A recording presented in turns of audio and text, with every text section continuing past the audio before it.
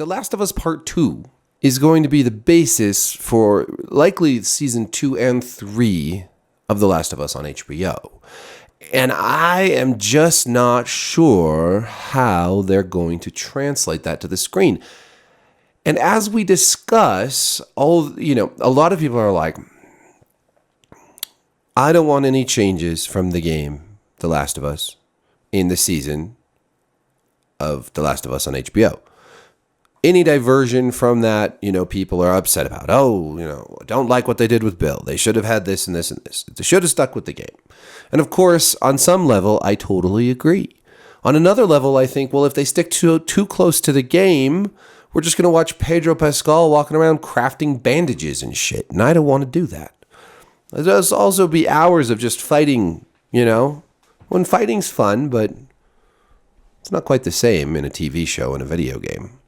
But really, when you really peel it back a little further and you get to The Last of Us Part 2, how close do you really want it to be to the game? I have a mixed relationship with The Last of Us Part 2. I really enjoyed parts of that game. I mean, I thought it was really well made.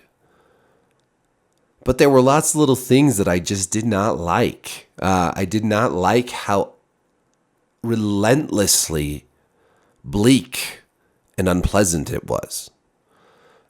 Sometimes even to the point of being humorously, relentlessly bleak and oppressive. For instance, like you kill somebody, and then the other and bad guy NPCs are like, Jackie, where are you? Frank, where are you? Like they shout their names, and you're supposed to be like, oh man, I just killed Annabelle. I should feel bad about that. But you don't. You don't feel bad. For one thing, they all look the same. I mean, like, there's like 5 different bad guy character models in each faction or whatever. So Sherry and Annabelle, they just look the same. They just, and you're just going to kill the people that are looking for them. They're all worried about them. It was trying to humanize the bad guys you kill, the mooks you kill, not the, main characters. It just didn't work. And then, you'll have these scenes where you kill somebody like a named character, and it's just super violent and really kind of, I mean, I don't mind violence in video games, but it's just, I just didn't. I mean, I wanted dark. I mean, the first Last of Us is dark, and there are moments in that game where you don't feel good about it. But that feeling works because there's lots of other stuff to get you through. Whereas in the second game, it just felt just constant. It was just constantly exhausting to play that game. And what made it, harder was that it was this revenge story that I did not care for. I did not love the idea that, there was this revenge story for Abby, who kills Joel really early on in a kind of ridiculous way. Like that whole contrived scene where Abby ends up killing Joel but letting Tommy and Ellie go. I just didn't buy it. And there's just a lot like that throughout The Last of Us Part 2.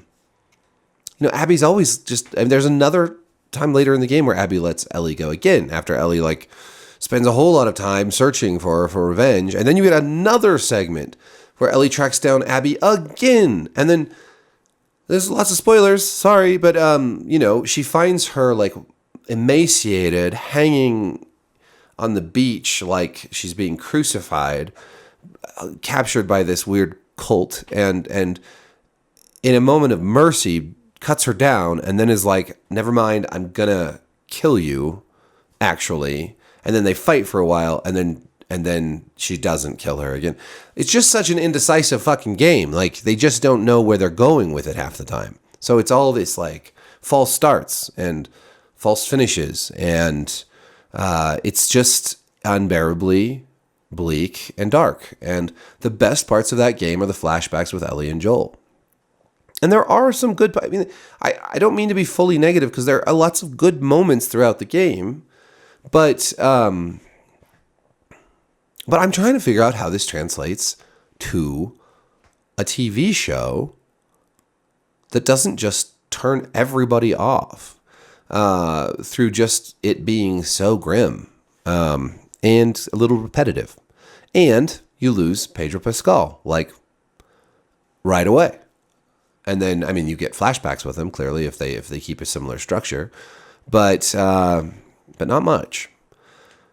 And then you have to introduce a totally new protagonist who audiences will immediately not like because she killed Joel. And this was a problem the game had. A lot of people really didn't like Abby, which is kind of okay because you're playing as Abby, and so it's kind of interesting to have to play a protagonist in a game who you don't like, who you'd rather just see dead because she killed your boy.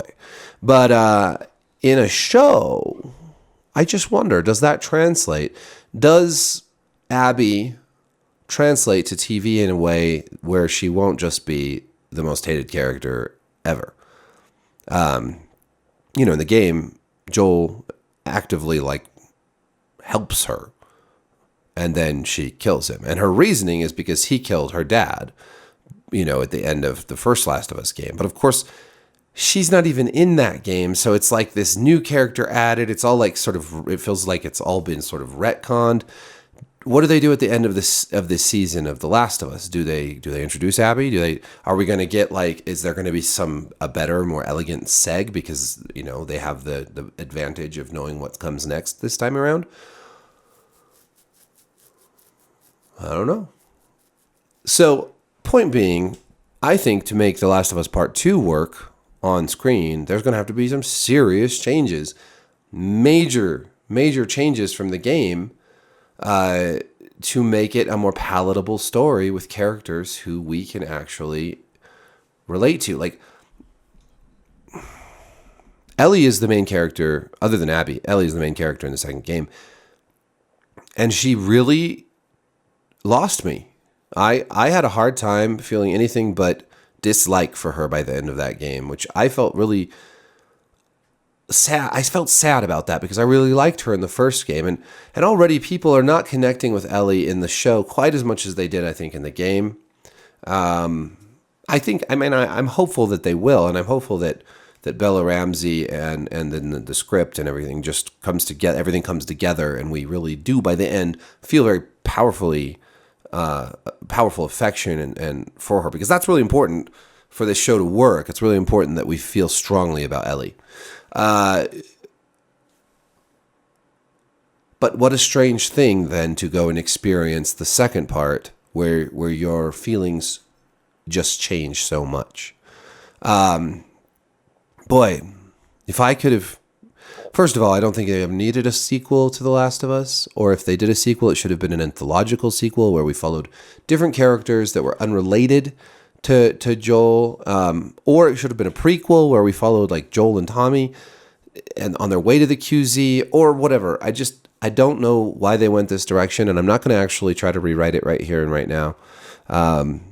But I think there could have been just so many things done differently in the second part of the game, in part 2, to make it just a more,